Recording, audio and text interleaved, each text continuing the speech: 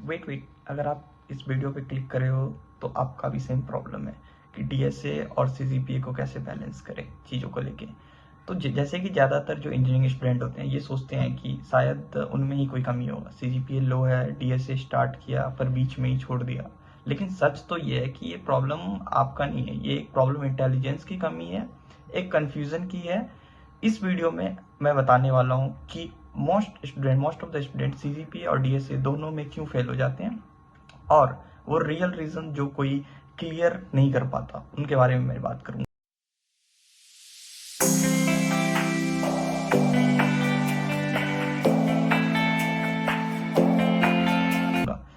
यहाँ पे मेरे सामने एक स्क्रीन है सो डैट कि मेरे को पता रहे कि मेरे को क्या बताना है। This is my first video, as you know that this is my challenge, this is my video where the problem statement है कि कॉलेज स्टार्ट होते ही फ्रीडम मिल जाती है सभी को। जैसे कि पता है, जैसे आपको कॉलेज मिलेगा यू हैव टू कि मैंने जेई क्रैक करा है एंड मतलब मैंने बहुत ही अच्छा काम करा है, अब कॉलेज में जाते ही लगेगा अरे एक तो साल तो चिल करेंगे। बट उसमें एक चीज़ भूल जाते हैं कि उसमें किसी प्रकार का फिक्स रूटीन नहीं होता, कोई भी प्रॉपर गाइडेंस नहीं मिल पाता क्योंकि सभी अपने मजे में रहते हैं और कोई बताने वाला नहीं होता कि प्रायोरिटी मतलब किन चीज़ों पे दी जाए। कुछ स्टूडेंट सिर्फ सीजीपीए के पीछे भागते हैं और कुछ सीधे डीएसए और प्लेसमेंट में घुस जाते हैं, जो कि हमारे सो कॉल्ड टॉपर होते हैं in the colleges, right. Start में सब कॉन्फिडेंट होते हैं लेकिन थोड़े टाइम के बाद जब सीजीपीए गिर जाती है, डीएसए इनकम्प्लीट रह जाता है और प्लेसमेंट का फियर स्टार्ट होना शुरू हो जाता है, तब लगता है यार कुछ तो वो गलती करा है, मतलब चीज़ें सुधार लेना चाहिए। देन आपको ये चीज़ पता चलेगा कि ये एक्चुअल प्रॉब्लम क्या है। तो मैं उस सारे प्रॉब्लम को आज में रियल जो रीज़न है, क्योंकि I am in the fourth year of my college as you know that, and this is the main reason from my personal opinion. ये सारे जो रीजन है वो मेरे खुद के ओपिनियन है, जो मे भी हो सकता है कि आपके केस में डिफर करे, बट ये कॉमन चीजें हैं। जैसे सिस्टम सही ना होना, स्टूडेंट पढ़ते हैं लेकिन रेंडमली पढ़ रहे हैं, आज कोडिंग कर रहे हैं, कल एग्जाम की तैयारी कर रहे हैं, फिर कुछ दिन कुछ और चीज कर रहे हैं, तो कंसिस्टेंसी नहीं बन पाती है चीजों को लेके। तो ये एक प्रॉब्लम है जिसमें मेरे को लगता है कि एक प्रॉपर कंसिस्टेंसी और एक चीज को पिक ना करने की वजह से एक प्रॉब्लम आ सकता है। दूसरा है कि पैसिव लर्निंग, जैसे आज लेक्चर देख लिया, आज मन हुआ चलो लेक्चर देखते हैं, किसी चीज का सॉल्यूशन देख लिया, नोट्स कॉपी कर लिया किसी का, लेकिन खुद प्रैक्टिस नहीं करते, मतलब खुद सेल्फ टाइम देना अपने आप को कि आज मैंने ये पढ़ा तो मैं इस पे ध्यान दूं ताकि मेरे को आगे जब मैं अगली बार पढ़ूं उन चीजों को, तो एक बेसिक आइडिया हमारे पास होना चाहिए चीजों को लेके। तो उन चीज का कमी होता है जो कि पैसिव लर्निंग में आता है। ये चीजें सीजीपीए और दोनों को किल कर सकता है बेसिकली, राइट। कि चाहे आप सीजीपीए गिर जाए या डीएससी में आप बेटर ना कर पा रहे हो, ये दोनों चीज में कर सकते हैं। और एक होता है कंपैरिजन ट्रैप, ये almost why not, but today's the scenario is everyone compare with another student and most of the people failed at it. This that the complicated part, right?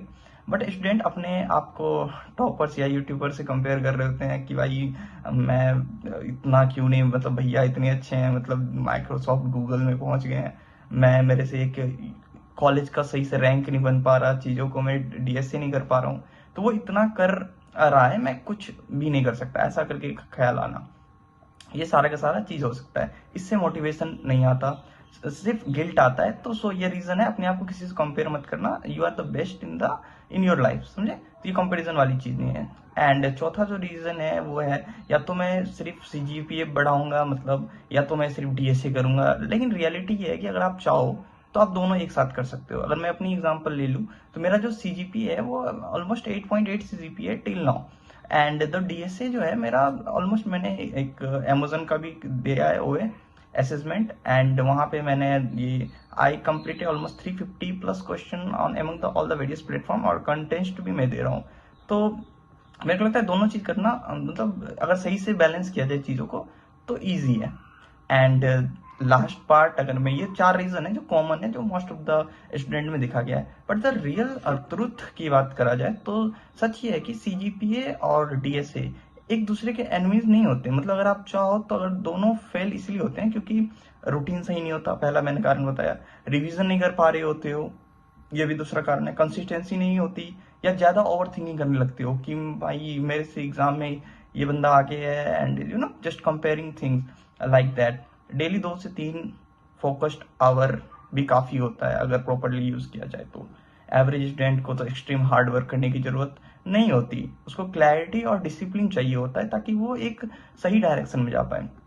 अगर आप एक एवरेज स्टूडेंट हो या जो better CGPA चाहता है, DSC में कैसे कंसिस्टेंटली करना होता है और कैरियर को लेके बहुत ही कंफ्यूज्ड है कि मैं क्या करूं, तो आप के लिए ही चैनल बना हुआ था एक्चुअली, क्योंकि मैं 4th ईयर में हूँ। तो मेरा जो मेन एम है कि चीज़ों को मैंने जो आज तक एक्सपीरियंस करा है चीज़ों को लेके, डीएसए और जो भी चीज़ें हैं, मैं अपने थ्रू आप सबको पहुंचाऊं, बताऊं कि कैसे अगर आप फर्स्ट ईयर, सेकेंड ईयर या फिर थर्ड ईयर में हो तो आप मोटिवेट रहो। कोई भी फेक मोटिवेशन नहीं मिलेगी, सिर्फ ऑनेस्टी, प्रैक्टिकल गाइडेंस मिलेगी यहाँ पे, जिसमें कि मैं आपको बताऊंगा डेली क्या क्या अपडेट है। अगर आपको कोई भी रिलेटेड क्वेरीज है, कोई भी क्वेश्चन है, तो आप डायरेक्ट कमेंट में मेरे को पूछो कि भैया ये प्रॉब्लम है, मैं आपको डायरेक्टली रिप्लाई दूंगा चीज़ों को लेके।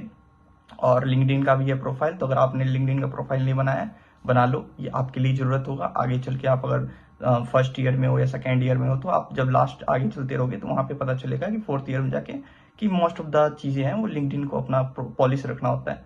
तो इसके लिए आप सब्सक्राइब करो और स्टेप बाय स्टेप करते हैं ना, डिसिप्लिन बिल्ड करते हैं। मैंने भी करा है, तुझे भी करना होगा, मतलब सब करेंगे। तो अगर आपको ये वीडियो अच्छा लगा तो आप या तो सब्सक्राइब कर लो, लाइक कर दो और जितने हो सके शेयर करो ताकि और सबको भी फायदा हो।